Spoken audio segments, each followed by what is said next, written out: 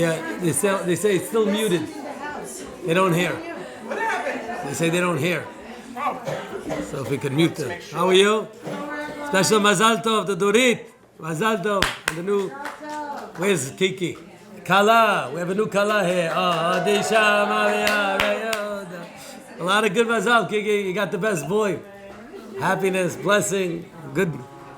Boy, it's not me. It's Daniel. So they're going has to call do them. it. Oh. Let me tell Rachel. Rachel, are you here now? Okay. All right. They hear us. Dalia, how you doing? That's it. Okay, great to see you guys. Welcome all. Tonight we're learning in honor of Sarah Tita Matut for her care and kindness. Le'ilui Nishmat, the soldiers of Eretz Yisrael, who gave their lives for the protection of Am Yisrael. Also my wife's grandfather, our grandfather, my grandfather, Yisrael Ben Aaron Aryeh Karpel. Fuah Shelema, for all the wounded soldiers, Rachel Bat Devorah, and others who had surgery should have Refuah Shelema. And Kol Chol Am Yisrael. Rachel will say the other words. Who's this? Your granddaughter? My granddaughter. What's her name? Rachel? Rachel. Okay, we have a little Rachel over here. Say hello to everyone. Okay, very nice. Tonight's special class is Le'ilui Nishmat, the great Rabbi Shimon Baryochai, because this week is Lag BaOmer. Counting the 33rd night will be Motzei Shabbat. And we know Lag BaOmer marks the end of the mourning period. If you notice, there weren't any weddings. From Pesach until Lag BaOmer was a national time of mourning. Many people don't take a haircut, they don't shave. It's similar to the 3 weeks, very similar to the time of the mourning of the Bet HaMikdash. And the Chachamim tell us because Rabbi Akiva lived in the time of the second Bet HaMikdash and he saw it destroyed. And after it was destroyed, they tried to rebuild it again with a city called Betar. Betar was a very powerful city. And a superstar of a man called Bar Kochva was able to gather troops. And on a very high level, the people were able to muster up strength, become great in Torah, and able to fight off the Romans. This was 50 years after the Churban. And Rabbi Akiva really thought he was the Mashiach. And it almost happened. Rabbi Akiva lifted the people's level of Torah to a very, very high level. 24,000 students he had. But these 24,000 were supposed to be on a very extremely high level of Kavod Zelazeh. Kavod Zelazeh means they have to bring out honor of each other. In order for us to merit the Mashiach, to merit the final revelation, everyone has to get along nicely. The sign that your soul is in a healthy place is that you make room and you're able to see different people with different opinions, different things, and not only like them and accept them, but respect their views and see past their faults, see past their outside, and zero into the inside. Rabbi Shimon Baryochai was a master of that. Rabbi Akiva taught his students. Unfortunately, the 24,000 didn't grasp it. It was a very high level to be on. They were great people, big tzaddikim. But to let the others shine instead of themselves with a supreme humility and to have the center focal of their life was about the other person. When you're very high level of Torah, so you have a very strong connection to Hashem and your self-worth is powerful, and you have to sometimes make very big decisions and show strength, and that could sometimes lead you to a place where of ego and forget about the person next to you. So these 24,000, they were supposed to be on the highest level to rebuild the temple and to end the exile forever. And it almost happened. That's how great they were. They were very great. But because they couldn't bring that home, they couldn't finish it, they passed away, all 24,000.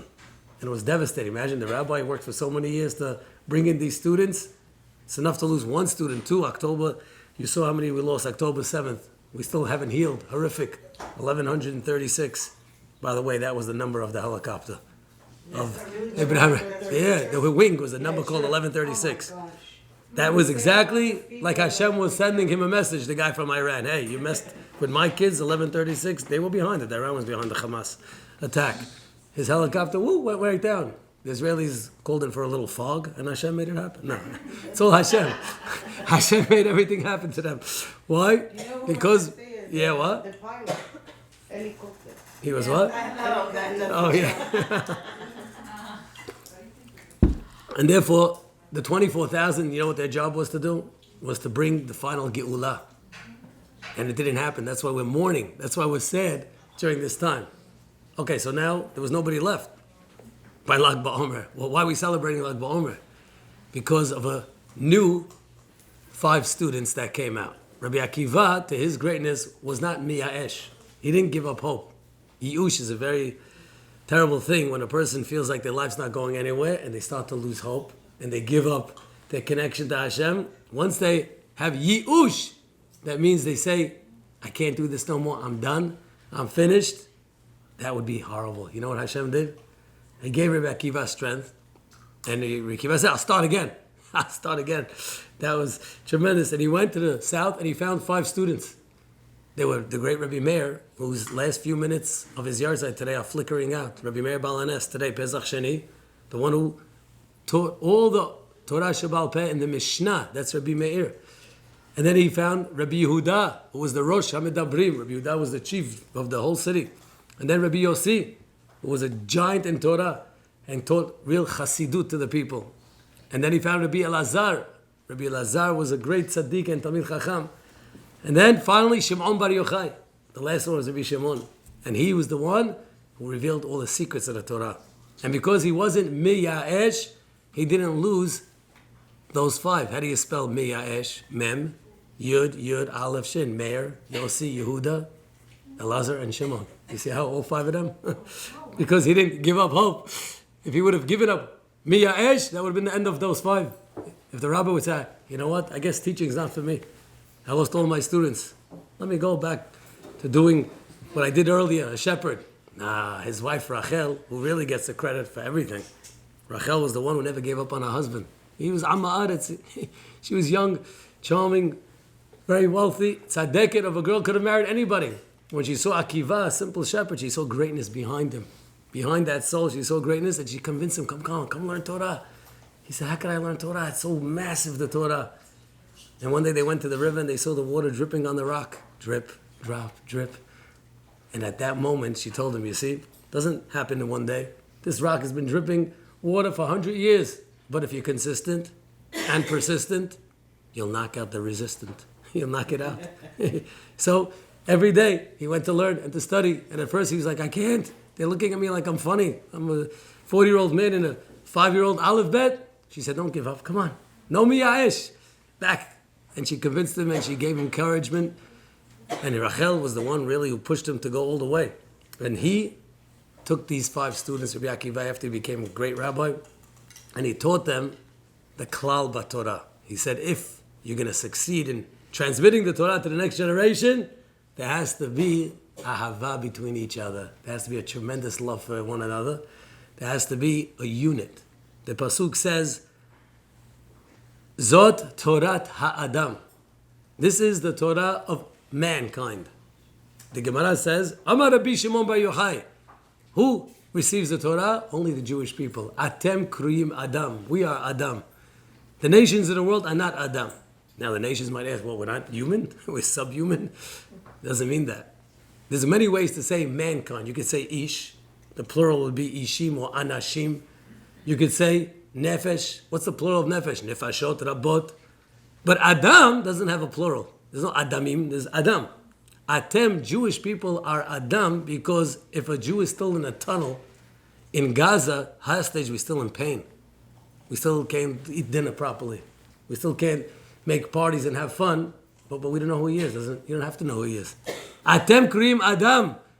Someone's hurting somewhere far, we feel the pain. That's Adam.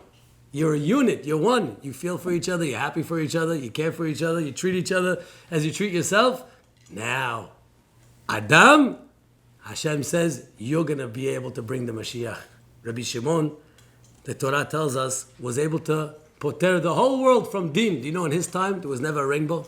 A rainbow means that Hashem wants to destroy the world. Remember in the time of Noah, when the flood came? Hashem says, I want to destroy the world, but I'm not going to do it. In his time, there was never even a rainbow because he was so great in his love for mankind and Torah that he revealed the secrets of the Torah.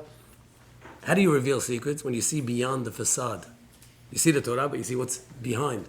See, that same midah is what he used for people. When he saw people, he didn't just look at the outside, the external. Even if they were doing things that were obnoxious, even they were saying things that were not proper, even though they weren't keeping the Torah the way they should, he's like, they had a hard day. They're good people. Behind the scene, there's greatness. And because he felt that love for every person, till today, they're all attracted to his neshama. Hundreds of thousands of people will converge on Miran to go taste a glimpse of holiness on the day of Lag BaOmer, just to be next to the Sadiq. How come our souls are attracted to him? Because he loved every neshama. As a matter of fact, when God said the words, Na'aseh Adam, B'tzalmenu, let's make mankind, Na'aseh Adam.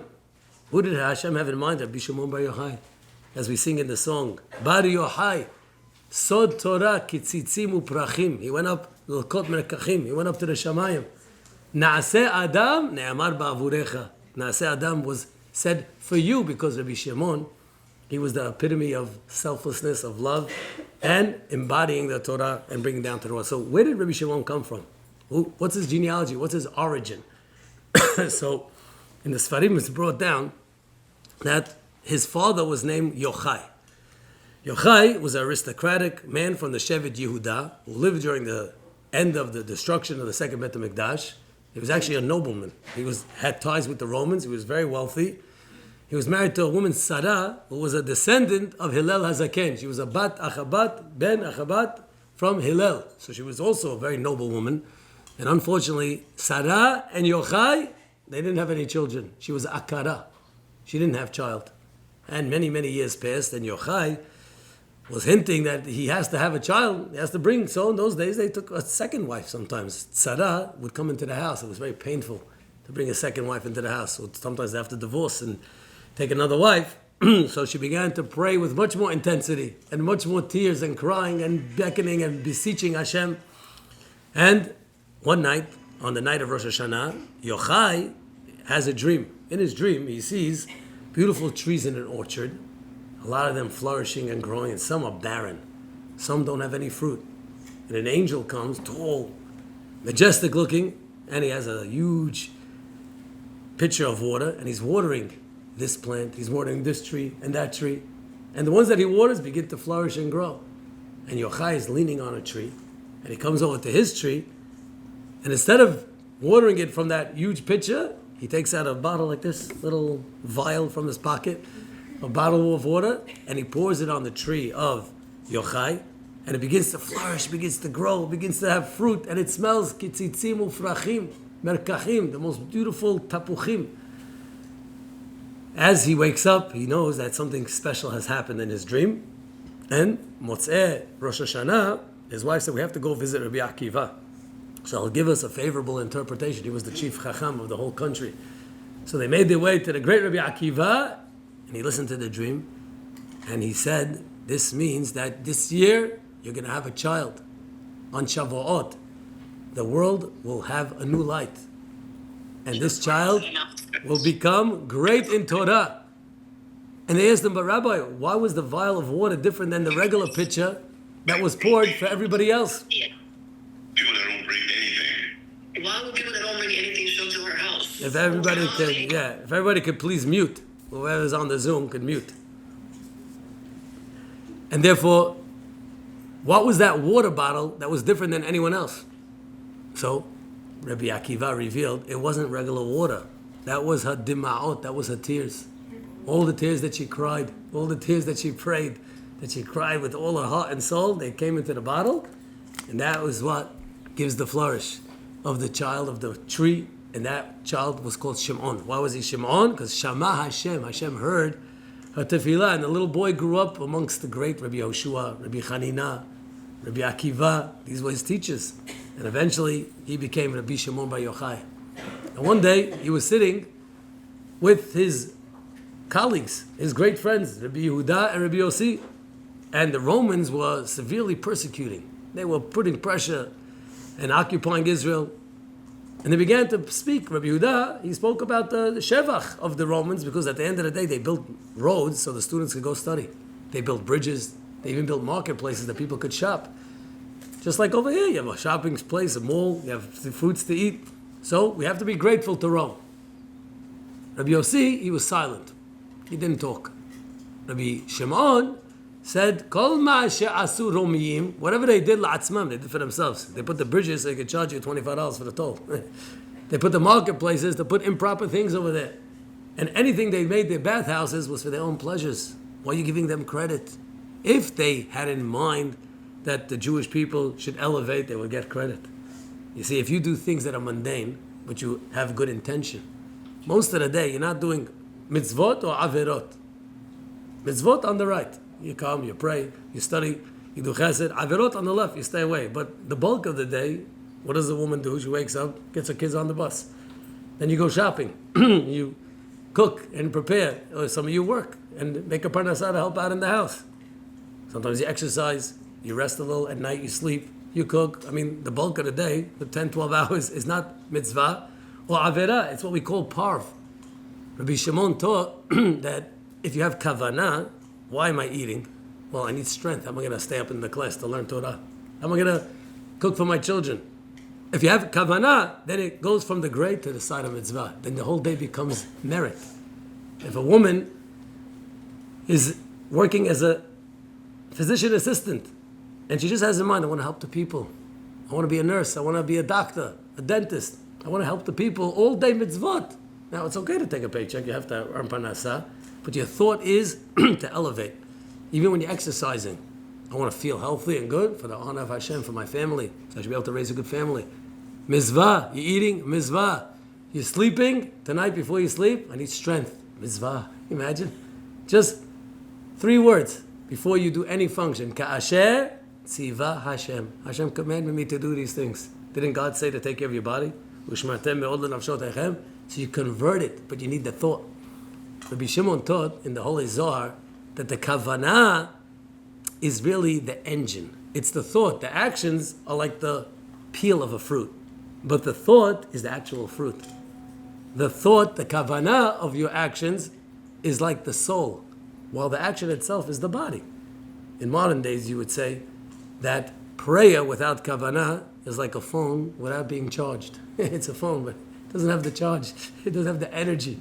There's no Wi-Fi in it. There's nothing connecting. That's why the kavanah is critical and important. And once you have the kavanah properly, you elevate. You know how the Romans had a little kavanah. You know, Jews are going to go travel from New York to New Jersey. You need a Verrazano Bridge. You know how many young Kollel guys go study in the Lakewood Yeshiva? 10,000 Avrechim crossing over the bridge. You know what reward they would have? But where's the kavanah, said Rabbi Shimon? There's no intention. It's only mechaven for themselves. And therefore, there's no credit. Now, the Romans overheard what happened. There was a fellow there called Yudah ben Gerim. He went home, he told his wife. She told her friend, who told his friend, who told her friend. And a Roman soldier was listening. Oh, that's what Rabbi Shimon said? That we did nothing for them? Didn't we do for them? Arrest that man. Treason. Like in Russia, you talk against the country, they pounce upon you. And they searched all over Rabbi Shimon. He had to hide. And his wife would bring him food secretly where he was hiding, but he was afraid that they were going to start to oppress her. If they start to hurt her, torture her, she's going to reveal the place. So he'd left a note, he's disappearing. She said, I don't know where he is. You could hit me all day. There's no idea. And he went to the north Galil of Israel, somewhere in Pikyain, and he went into a cave, and Hashem made a nest that a charuv grew on the side of the cave, carobs. Carobs, simple type of fruit. He ate in a stream of water, and him and his son Elazar studied the Torah for 12 years incessantly, day and night, and they learned the deepest secrets of the Torah over there, with diligence and with tremendous mesirut nefesh, with self-sacrifice. He exerted tremendously. That's why when he came out, he was a super in Torah, more than anyone else, because of his exertion that he put in. Lack of sleep, lack of eating, lack of luxury, lack of any connection to the outside world. He's able to penetrate the deepest depths. According to the Hasidim, they have a custom that they take a bow and arrow on Lag BaOmer. Why do they take a bow and arrow? In Israel, you see the kids going to the park, they play, they shoot. You know why? Because a bow and arrow depends on how much effort you put to pull the bow. You see, the rainbow also represents Rabbi Shimon, who never saw a rainbow in his life. So the bow reminds us of the rainbow that Rabbi Shimon overcame. However, when you pull the bow, if you pull a little, it goes a little. If you pull a lot, it goes a lot. Rabbi Shimon pulled all the way. So they have mechaven. Rabbi Shimon went all the way from the beginning of history till the end of history is Rabbi Shimon. As a matter of fact, the first word in the Torah, the Chidah says, hints of the creation of the world was in the merit of Rabbi Shimon. Well, how are you going to see it in the beginning? The first pasuk, Bereshit in the beginning, God created heaven and earth, light and dark. But what's the word Bereshit? How do you spell it? Well, there's a bet. There's also a resh. Isn't there a shin in Bereshit? What about a yud? Already you see Rashbi, don't you? Who's Rashbi? Rabbi Shimon Baryochai. Aleph to Taf. You see the Aleph and the Taf? He knew the whole Torah he taught. And that's why that word Bereshit spells Or, Torat Rabbi Shimon Baryochai. The light of the Torah of Rabbi Shimon that permeated the entire universe. Through the depth of his strength that he went into the Torah deeply, he was able to go into the paradise, what we call Pardes. Pardes in Hebrew means the orchard, but it also means levels of Torah. When you read the word Bereshit bara Elokim, simple, Pshat. Pshat means in the beginning God made heaven and earth. But as you go a little deeper, the Resh of Pardes, paradise, Pe, Resh, means Remazim. There's a lot of hints that are there. There's Drashot, Dalid, and then there's Sodot. There are secrets that are hidden behind the scenes. In the word Bereshit, Rabbi Shimon wrote a sefer called Tikunei Zohar. There's 70 different explanations in just the word Bereshit. In our Bar, Esh, Yad, Or, Torat, Rashbi, different letters, what they mean. They asked once the Vilna Gaon, Bereshit? What's Rabbi Shimon? He said every single mitzvah in the Torah is in Bereshit. All 613 mitzvot are hidden in the word Bereshit because it's the beginning. They're like, what? How could the whole Torah be in one word? Come on, Rabbi. One of the guys in the yeshiva was making a Pidyon HaBen for his son. He says, tell me, where's Pidyon HaBen? The Vilna Gaon said, that's an easy one. How do you spell Bereshit? Bet, Resh, Aleph, Shin, Yud, Taf. You know what that spells? Ben Rishon, the first son, Achar Shloshim Yom, after 30 days, Tifdeh, redeem him. He goes, that was an easy one. Any mitzvah in the Torah, Rabbi Shimon, he revealed in the word Bereshit. You see how powerful the tzaddikim were? They were able to understand the secrets, but on one condition. How do you have the ability to break through the whole facade of the Torah and see the depth behind it? How do you do that? You have to exercise with people around you. That means there has to be a love for Naaseh Adam. That only comes with humility. Why was the words Naaseh Adam teaching us humility? Well, who created Adam? God himself. What did God say? Let us create man. Us, who's us? There's only Hashem. Hashem was talking to the Malachim. He was telling to the angels, you know what? I think it's a good idea. What do you think? Should we create man? He conferred with them, teaching us that even the biggest boss, CEO of a company, should always ask advice of the younger ones to give them the respect that they're valuable asset. So Hashem creates the angels, and then Hashem says, yeah, we'll wait. We got all night. Oh, okay. If everyone could put on the mute, please.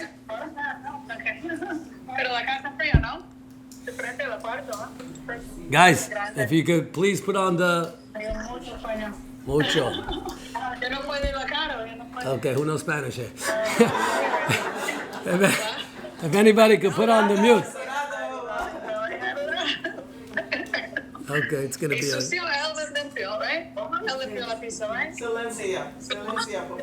Okay, let's try that.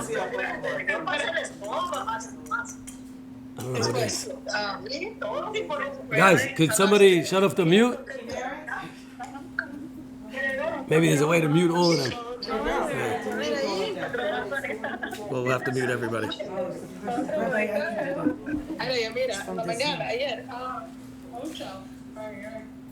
We're having a regular conversation. It's okay. That's part of the test. Stay calm.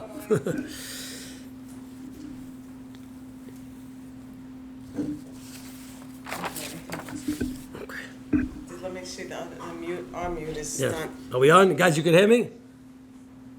Yeah, I can hear. Okay, thank you. We mute them so they can't answer. They can't mute them. One of the greatness messages of Rabbi Shimon Baryochai was that every single Jew needed to be at Har Sinai. Since Adam means we're all connected, if one person's missing from Mount Sinai, Hashem says, I couldn't give the Torah. See how precious every soul is? Every neshama that Hashem created has a purpose and a necessity. One Chacham explained, when things are going well in life, we say, Lahagid baboker chazdecha. We say Hashem's chesed in the mornings. Ve'emunatcha balelot. And our faith in God when things are rough. But why would it say emunatcha, your faith? It should say emunatenu, our faith. No, emunati, my faith when things are rough. In the morning, we sing Hashem's praise. But in the nighttime, we have faith. It should say emunatenu balelot. What's emunatcha? And the Chacham explained, do you know what gives us the strength when things are going rough? Emunatcha, your faith in us. The fact that you believe that we can persevere. God would never give you that challenge if you couldn't handle it. So with the knowledge that Hashem is doing this for me, God is putting me in a situation that I should be able to overcome, to see the good. Past the facade is they're able to see that there has to be something good in this. God doesn't do anything random and for no reason. God does everything for a good reason and for a purpose and a benefit. You have to hear that 1,000 times to actually feel it and live it and to believe in it. So therefore the Pasuk says, Ve'emunatecha, your faith in us is what keeps me going. Balelot, similar when you wake up in the morning. We say, Modeh ani lefanecha. We are thankful to you, Hashem. She'achzarta bi nishmati. That you gave me back my soul. V'chemla rabba. With great mercy, rabba emunatecha. Emunatecha, it should say rabba emunati. It should say, my faith is in you. We believe in you, God. And once again, it's the same thing. Emunatecha bi. Hashem says, I need you. You came into the world, you're important. Because if you weren't, you wouldn't wake up tomorrow. The fact that you're here tomorrow morning and you're here today is because God says, I need you to be part of it. And that's why when we wake up, we say, Modeh ani. Thank you. And Rabbi Shimon taught that every Jew is important, every Jew is precious, and when every Jew does the will of Hashem to the best, it affects everybody in the universe. Rabbi Shimon taught us that one should always be optimistic in life. His Rabbi Akiva was the man of ultimate optimism, even in the harshest and most difficult times. The Gemara says, when the Beit HaMikdash was destroyed, and the sages walked on the Temple Mount and they saw the destruction, they began to cry. And Rabbi Akiva began to smile. Smile? How could you smile? Look at the destruction. And he found the pasuk in the Navi that says that if I destroyed it, I'll be the one to rebuild it too. So you see, God's going to rebuild it also. In the deepest, darkest, hardest of times, He finds the good in it. He finds the pasuk. And that pasuk is the one that tells us that you're able to see the good and the blessing and to give you the optimism to move on. When we look at the days of the Omer that we're in, so Lag BaOmer is what we call the 5th week, and it's the 5th day of the 5th week. If you remember, every week of the Omer is another, what we call Sfira. Sfira means accounting. But Rabbi Shimon taught in the Zohar that there are 10 mystical Sfirot. Sfirot means energies or emanations that God charged up the universe. 3 of them are very high up. The 3 highest ones are similar to, in your body, what you call the right side of your brain, the left side of your brain, and the top where the fontanelle is. You know, where a little baby, if you touch it, it's very soft. You know, where a man puts on his tefillin. Yeah. So in the world of mystical spheres, it's called the Keter. You see, a human being is created b'tselem Elokim. Adam means that we're similar to him. In Hebrew, the word Adam can mean Adama, soil, because our body comes from the earth, but our souls come from God, and our job is to be as similar as God as possible. Adameh le'alyon. Adameh le'alyon means, let me be similar to Hashem with good character traits, with good midot, with good energies, and to tap in to the higher ones and be selfless and humble and bring out the honor of others and use everything that I have for Hashem's honor. And if you do that, you'll elevate to the Keter, to the crown. So Hashem creates these 10 energies that come down into the world.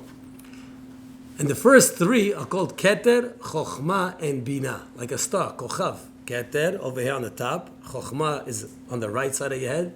which is the wisdom that's unfiltered and raw, unchanneled, and then Bina, you process it on the left side. That's what we call the higher three. Now, in the lower seven, they resonate in your very physical body. The right side is called chesed. With your right arm, you do kindness. Your left hand is where you discipline. You don't discipline with your right hand. It's too strong. If you hit your kid with your right hand, you'll hurt her. But you left hand, the softer one, is called givura. If a woman has too much chesed, they'll take advantage of you. If you have too much givura, nobody will want to talk to you. So you need the perfect balance between the two. That's called tiferet. Tiferet means a glorification of the two. You see, the center letters of tiferet are called pe'er. Pe'er means glory. It's the same letters as rofeh, because a good doctor knows how to balance out your body properly. And that's what the third of these energies are embodied in Yaakov. You see, the first one is Abraham, Chesed. The second one is Yitzchak, Gevurah. Yaakov is what we call the Midah of Tiferet. Moshe and Aharon are the next two. Moshe being the right leg, because whatever Abraham, Yitzchak, and Yaakov build, Moshe and Aharon take forward. The legs are what take forward into the world. And that's what's called Netzach. Netzach means he brought the Torah, which is eternal. Nitzchiyut. When you connect to the Torah, then you become eternal. As long as you're living physical, you're just temporary. But when you use your day to connect to Hashem through good deeds, mitzvot, and Torah, and prayer, then every day you're becoming eternalizing. That's Netzach. So those are the past 4 weeks. What's 4 times 7? 28. We passed 28 days. Last today was 29. Tonight, I'm not going to say it, because if I say it, I won't be able to make the beracha. So we have to wait. But you understand, last night was 29. You know, in Lakewood, they're very careful not to say the days. They're even so careful when a husband asks his wife, what's for dinner? She said, no, last night was spaghetti. Because they're very careful not to make tonight. Everything is very careful. You don't want to blow the blessing. So you got to wait. Now, if the first 4 weeks were Abraham, Yitzchak, Yaakov, and Moshe, so then we're entering the 5th week. As soon as the 5th week begins, like last night was already day 29, so that's already starting the week of Aharon. Now, Aharon, we know, was Ohev Shalom, Rodef Shalom. He loved to have peace. You see how it's attaching to Rabbi Shimon Baryochai already? Because it's the week of Shalom between people. That's the only way that the Torah will become revealed inside of you. If there's no Shalom between you and your spouse, between you and your neighbor, then there's no Shalom with your Creator. If you're hurting the neighbor or your friend, you're hurting God. You have children. Somebody hurts your kid, you're hurting you. It's the same thing. Don't start with my children. Even more, Hashem takes a bigger offense if you hurt his children than himself. Ben Adam lachavero is the key. So Aaron is the man who's Ohev Shalom. Rodef Shalom. What's his midah? What's the midah of Aaron? It's called Hod. Now what does Hod mean? Literally it means like glorious or splendor. But it also means Hoda'ah. You see, Hoda'ah means to say Todah, to say thank. And also the word Hod means to admit when I made a mistake. I agree with you. Ani modeh lecha. Ani modeh that you were correct and I made a mistake. Now, why would the word admit and thank be the same? Now, if you notice, since it's the 5th week, it's the midah of Hod. Did you notice that every week also has 7 days? So there's subcategories. Lag BaOmer is the 5th of the 5th. That means it's Hod Sheba Hod. It's like Hod squared. It means intense Hod. Very, very intense Hod. But what is this double Hod of Hod? What is the deeper meaning, and how does it relate to Rabbi Shimon and the secrets of the Torah, and to see the divine presence in everything you do? Because Rabbi Shimon, on the day 33, is what we call Lamed Gimel. In the Tehillim, David HaMelech says, Gal Einai va'abita niflaot mitoratecha. Gal is otiyot lag. Lag is Lag BaOmer. That means that you're able to see niflaot in the Torah. So how do you see it in this Hod Sheba Hod? And Chachamim explain that when you admit that you received the gift, the first thing you do is you say Todah. You say thank you. When someone doesn't think they received anything, there's no reason to thank. A man who makes a living, works hard, and makes the deal. Who's he thanking? I worked, I persevered, I made the deal, I am the owner of this paycheck. But if he's a little humble, there's a lot of people sell the same thing. How did Hashem choose you to make that extra parnasah? Oh, you start to be modeh. It's not me, it's Hashem. You start to see Hashem through everything. When you pick up a fruit, if you're modeh that the fruit came from God, you don't just eat it. What do you say? Todah. You say the bracha. You see how the way to push you, to propel you to serve your Creator is the first thing you need is humility to be modeh that I received the gift. Once you're modeh, wow, I got the gift, now it pushes me. I was telling one of the boys in the high school, come on, Shahrit, 7:30. Rabbi, it's too hard to get up. I can't. I don't want to go. I told him, what do you want more than anything? I want a new car. I said, if a very wealthy man took you to the BMW dealership and bought you a nice M5, you know what that is? Nice chashuv car. And now he tells you, come pick me up from the airport, 5 a.m. Rabbi, I'll be there 4 o'clock. I'll do anything the guy wants. How come? The guy just got me a car. You kidding me? Look what the fellow got me. I'm modeh to him. I'm indebted to him. I have to admit that this man took care of me, so I'm thanking him. I'll rush to serve him. Now I asked this boy, what's more valuable to you? Your car or your arm? Would you trade your arm for your car? No way. Who gave you the arm? Rabbi, don't give me the arm speech now. The arm, the eyes, the ears, we heard that one. You know why? I thought you didn't hear it enough. Sit down. We're going to do it again. As long as it's in the back of your head, you're not ready to serve your Creator. But if you admit, I can't live without you, Hashem. I can't live without these eyes. I can't live without your modeh that Hashem gave it to you. You'll jump up and you'll serve the Creator. How did Rabbi Shimon exert himself so much? He knew he was in a place of great opportunity. His 12 and 13 years in the Keva was super exertion to the max. Why? Because he knew that Hashem gave him this gift. He was modeh. Once you understand that it's a precious gift, you jump up and do it. One person said, but God created me. I didn't ask to be born.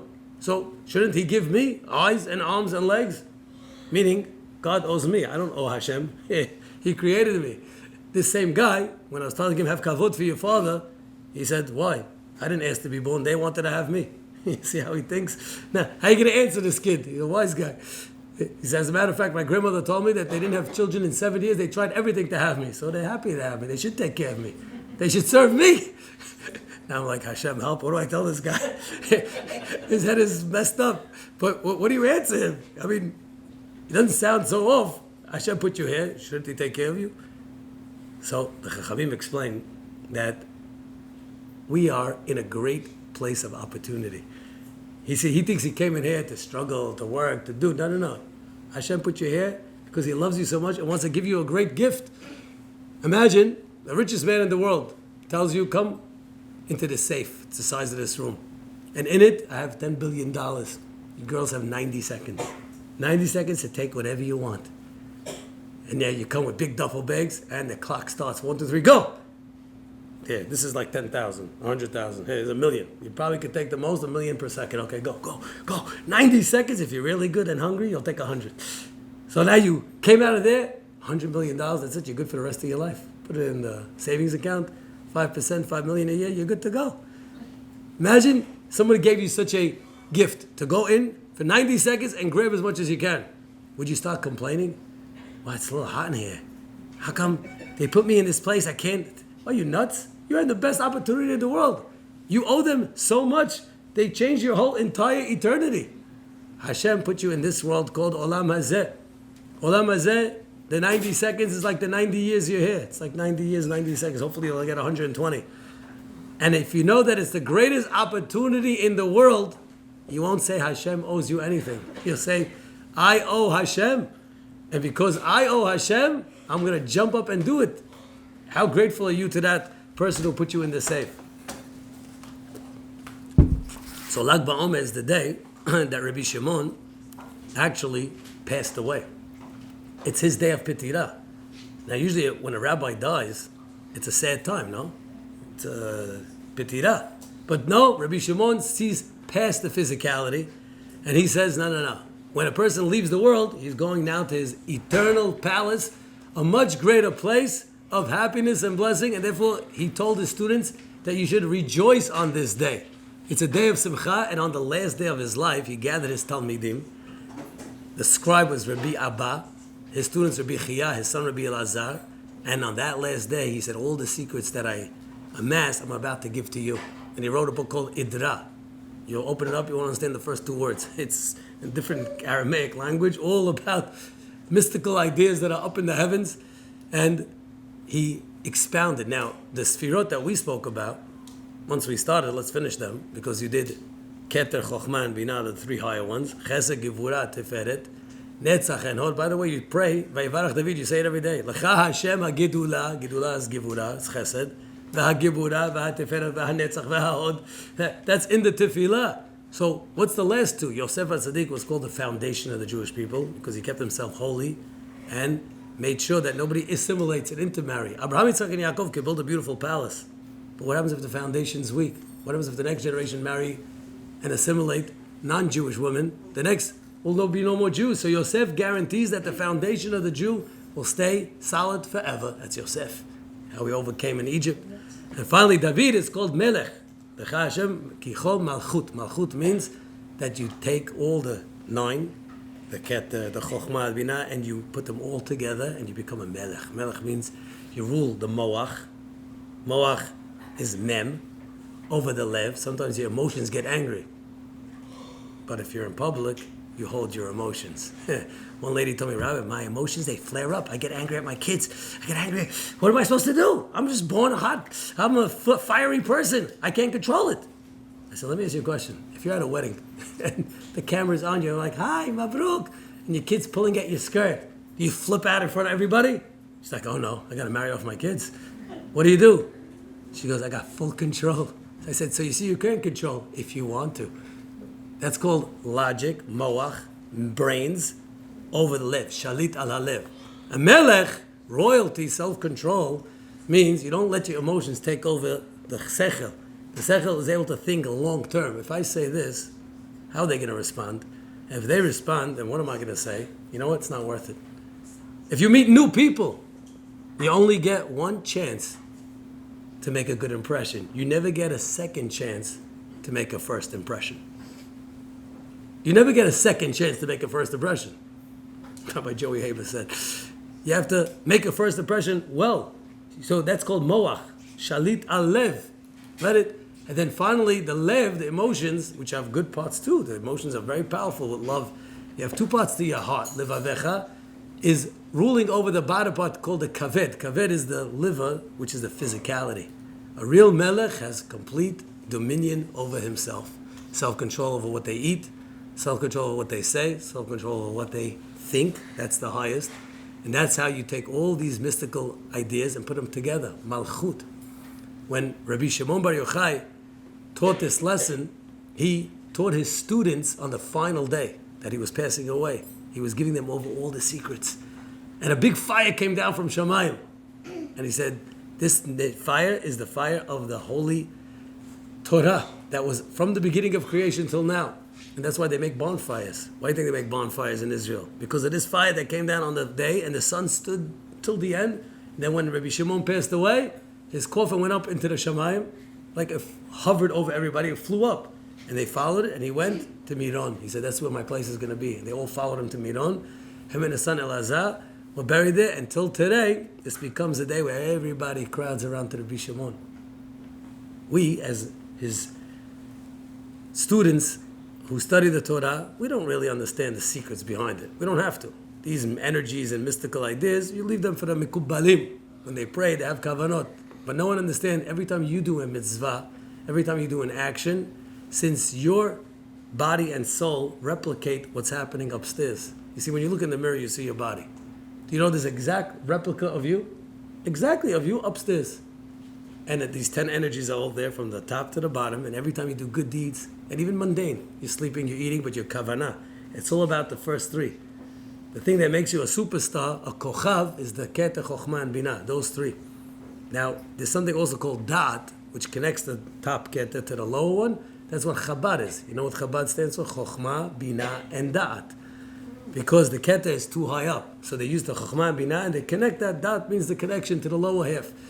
When you do mitzvot, automatically you're tapping in and you're building and replicating yourself upstairs. Just like a mother, what is she doing with her baby in her belly? Well, for the 9 months, what's happening? They're weaving beautiful 248 limbs, 365 sinews. Isn't that what's happening? The heart starting, the veins. Notice that number, 248, 365? Yeah, where did that come from? You think that's random? Because the same way your body is producing 613 little compartments to sustain you for your entire lifetime, so too, as you go through life, your body's done already. Now, with your good deeds, you're replicating yourself upstairs. 613 compartments, 613 lights are going on. That's what Rabbi Shimon taught in the Zohar. That behind every action you do, there's a special light that goes up. And that light is what's going to take you. Now, you can't do all 613, but for the men, it means study the Torah. Study the Torah that has all 613. The women, they assist the men. They send them out to go study. You girls also learn. You have to learn a lot, what you need to know. But more than anything, the woman, her soul radiates inside when she has the midah of modesty. For the man, it's Torah. For the woman, it's a tzniut. Why? Because the modesty of a woman that covers her causes her soul to shine and light inside. The Arizal explained, called kivuda bat melech pinima. Simple means that the daughter of a king, she's a princess. She doesn't parade outside in a tank top. That's not for a princess. The queen only wears regal clothing. But also, kivuda bat melech pinima means that her entire kavod is a numerical value of lev, 32, is when she's hidden inside and she doesn't reveal any of her beauty. Her beauty is hidden. And that's the real secret of the Jewish girl. Rabbi Shimon Pinkas, he explained, when Hashem created the sun was a microscopic energy of Hashem. Hashem is the powerful light of the world, so he puts energy into the sun, and the sun gives to the world. Now the moon is also supposed to give light. And the moon complained and said, one second, how could there be two powerful kings in the world? Well, he's a giver, the sun. I also want to be a giver. Why am I a taker? Well, Hashem said, there can't be two powerful ones. You're right. You know what? Go minimize yourself. Ham'iti, make yourself a little small. And the moon listened humbly. The male being like the sun, the girl, she's hidden. And you know what happens when she hides herself and she doesn't flaunt herself? God says you become superstars. Who did God give the moon to? God gave with the moon all the stars in the night. Don't the moon have all the stars? Her children become like stars. Why? Because in the merit of a modesty, of a tziniut, in Israel, there was a girl, we'll call her Liat. Liat grew up in Bnei Brak, to a very prestigious family related to Chacham ben Zion Abba Shaul, the uncle of Liat. He said over the story, Rabbi Zion. And this girl, she was having a lot of problems in school, 9th grade, 10th grade. She wasn't getting along with her parents, and she was starting to slip off with bad friends. As this girl, Liat, started to become older, 17, 18, she made friends that weren't good. And they loved music, and she started to give up her religion. Before they knew it, Shabbat was gone. Friday nights going out. She wasn't eating kosher. And while her family was the Charedi of Charedi, that means the best of the best, she became Chiloni. This girl became secular. But one thing she loved in her family was her grandmother. Her grandmother was close to her. Her grandmother said, Liat, no matter what you do, you're a Bat Melech. Don't forget, you're the daughter of a king. You're royalty. And therefore, your demeanor should always be royal. And because of that, one thing she never stopped doing was her modesty, her tzniut. Even if she went with friends that were chilonim, she would wear always a skirt that covered her knees, and she would wear a top that covered her neckline and her elbows. That was her. And her friends knew she's crazy, she's that, because you know, if you go Friday night to these places, you don't look like that. You're all in jeans, and she's in her skirt and her top, and her modesty was a thing that she held on to. And she kept it. In September, a friend of her called her, hey, there's a festival coming up in October. It's called the Nova Festival. It's the party and it's the music we love. Are you coming? Liat's like, for sure, count me in, I'll be there. And she buys a ticket to go to the Nova Festival. A week before the festival, her parents are aware of her plans. Like, Liat, where are you going? Well, I'm going to this festival of music, Shabbat. You're going to go on Shabbat? Ma, Shabbat, that's my time that I have fun with my friends. Her father says, Simchat Torah. She goes, that's my simcha. You have the Torah, I have my simcha. I go with my friends, I'm having fun. You couldn't convince her. Thursday night, before the festival, she's sleeping. As she's sleeping, she's deep sleep. In her dream, she sees herself in a field. Her friends are with her. All of a sudden, missiles start flying onto the field. And it's loud, booming. And all of a sudden, terrorists come with guns. She wakes up in a cold sweat as she sees a terrorist facing her. And is very vivid, very real, and her heart's pounding. She can't fall asleep. And she said to herself, maybe I shouldn't be going to this festival. Well, that was a wild, vivid dream. And she made the decision, I'm not going. 10 o'clock in the morning, friends come over, let's go, we're getting ready to go. She's like, guys, I'm not going. Why not? Well, she starts to tell them the dream. They start laughing at her. Are you crazy? A dream? We all had nightmares as kids. Stop being a 5-year-old. You're coming with us to the party, that's it. By 12, 1 o'clock, they convinced her the other way. And Israelis, they're not so easy. They're giving her a chizuk. Come on, you got to come with us. We're going to have fun. We're going to party. They're giving her, let's go. You don't back down for a dream. It's nonsense. Shtuyot. They take her, and she goes. They're partying. They're drinking all night long. By 6:30 in the morning, the first bomb comes. Deja vu. As the terrorists come and attack, her worst nightmare is coming true. And she sees one of her friends fall on the floor, bullets. And she's running, she's dodging, and she's panicking. As she gets towards the end of the field where they were, she falls down on her face. She knows it's 10 seconds, she's done. And with her last breath of life, she screams out to God, Hashem, save my life. Please, God, please. I promise you I'm going to come back to you. I promise you I'll do teshuvah. She's that desperate call of life coming from her.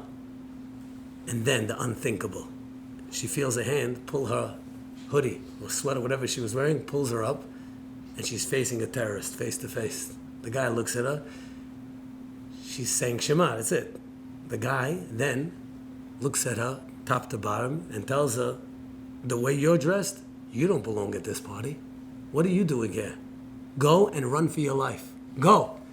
She goes, I can't go. If I go, I get shot. I get killed. He said, true. Well, I'll tell you what. You're going to come with me, and I'm going to take you out of here. And you're going to make believe that I'm holding you hostage. I'm going to act as if I'm your captor.